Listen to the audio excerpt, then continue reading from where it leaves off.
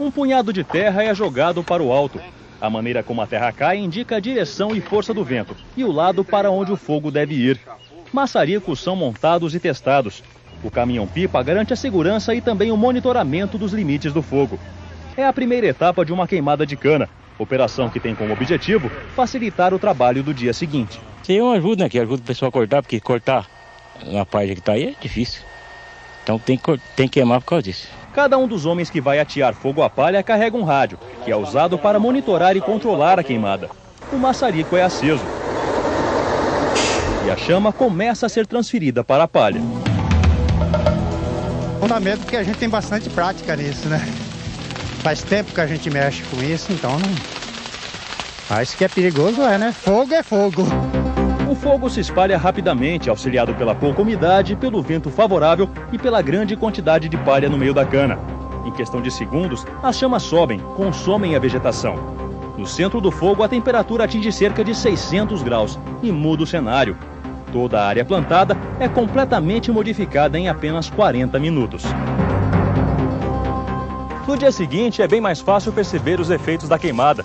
Os 10 hectares, que antes eram verdes, agora são cinza, uma mistura de palha queimada e fuligem que cobre toda a área do canavial.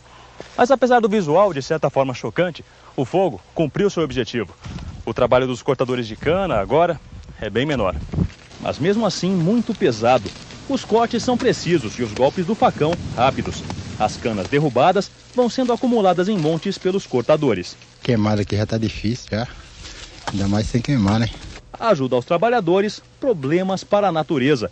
Algumas formas de vida resistem, mas em alguns casos a situação é diferente. Ratos, cobras, coatis, aves diversas. As fotos, que retratam carcaças encontradas em plantações de cana submetidas a queimadas, são provas da matança que o fogo provoca. Principalmente para animais que estão à noite, aves, pequenos mamíferos, eles não têm por onde fugir.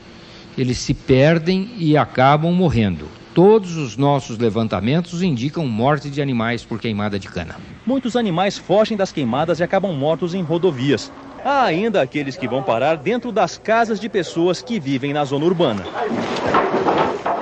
É algo bastante preocupante para a gente, porque existe uma relação direta em quantidade de animais na cana-de-açúcar em razão da proximidade das matas, o que significa que há efetivamente um avanço dos animais que existem na mata, eles avançam para a cana-de-açúcar. Uma lei que entrou em vigor em 2002 no estado de São Paulo tenta justamente resolver esse e outros tipos de problemas, estabelecendo uma redução gradativa das queimadas de lavoura de cana até a extinção total do processo. A expectativa é que, num prazo de 20 a 30 anos, o corte da cana esteja sendo realizado de forma mecânica no estado inteiro.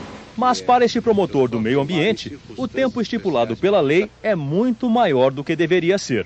Ninguém pretende que o setor pare amanhã de produzir cana, não é essa a ideia. Ninguém pretende que imediatamente cesse todas as queimadas. Não, vamos fazer isso de forma gradual. Mas 30 anos, isso parece que foge um pouco da razoabilidade e chega a ser injusto com a sociedade, né? E os questionamentos sobre essa cultura não param por aí. O problema nem é a cana, mas a maneira como ela é cultivada e colhida. Dependendo dos cuidados, ou melhor, da falta deles, os danos podem ser grandes e, em alguns casos, durar por muito tempo. Esta área aqui, por exemplo, já foi uma plantação de cana. Há aproximadamente 5 anos, o dono tenta transformá-la num pasto para a criação de gado leiteiro, mas não consegue. A terra já foi completamente prejudicada. No solo é possível encontrar trechos sem vegetação, onde o capim não germinou. O terreno tem recebido tratamento e acompanhamento de engenheiros da Casa da Agricultura, numa tentativa de recuperar os nutrientes do solo. Normalmente o indivíduo ara profundamente, revolvendo o subsolo. Aí depois ele passa herbicidas hormonais bastante fortes. E por fim ele faz queimadas também. Eu posso minimizar todos esses danos, né, evitando que essas coisas sejam feitas em cima do solo. Não há como falar em cana-de-açúcar sem ter uma visão crítica das consequências. O desafio de uma das mais importantes produções brasileiras é a conscientização. Com a expansão do setor, as usinas não poderiam deixar de se preocupar com o meio ambiente e investem no reflorestamento. Este é o viveiro de uma usina na região de Catanduva. Aqui são produzidas, em média, 15 mil novas mudas de árvores por mês. O objetivo do projeto é o plantio, no prazo de 7 anos, de 700 mil árvores e o reflorestamento de 600 hectares. Para isso, foi realizado um estudo em parceria com a Escola Superior de Agronomia Luiz de Queiroz, a Exalc, que pesquisou, mapeou e recolheu sementes de todas as árvores da região, numa maneira de preservar e recuperar a vegetação nativa. Entre as árvores produzidas aqui, encontram-se espécies raras e até mesmo ameaçadas de extinção, como o cedro, o jatobá, o pau-brasil. A gente faz a coleta da semente pelo reflorestamento que existe na nossa região. Aí depois que as mudas estiver pegas, né, traz para o viveiro, aguardando o crescimento, e é transferida para o plantio definitivo. É muito gratificante trabalhar num lugar desse, né, com o reflorestamento, com a natureza, cuidando, saber que vai ficar para o futuro aí. Além do reflorestamento, as usinas buscam se enquadrar no Protocolo de Quioto, o tratado mundial que visa o controle de emissões de gases, a fim de reduzir os impactos no aquecimento global e a diminuição do efeito estufa. Para se produzir energia hoje, através da queima de combustíveis, é necessária a utilização de petróleo ou gás. Quando se compara a quantidade de energia produzida a partir dessas fontes com a mesma quantidade utilizando a queima do bagaço, é constatado que a cana polui menos.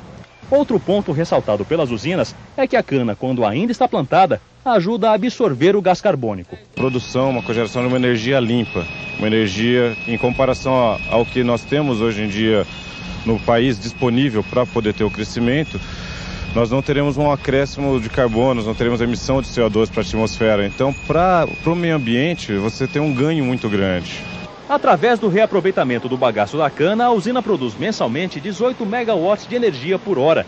12 são utilizados para o próprio funcionamento da empresa e os outros 6 são vendidos para a rede de abastecimento de energia, através de uma mini estação que existe dentro da própria usina. Assim, a empresa deixará de emitir mais de 28 mil toneladas de gás carbônico por ano. Com o cumprimento das leis ambientais e com iniciativas a favor do meio ambiente, a cana-de-açúcar, cada vez mais, irá impulsionar o desenvolvimento do país.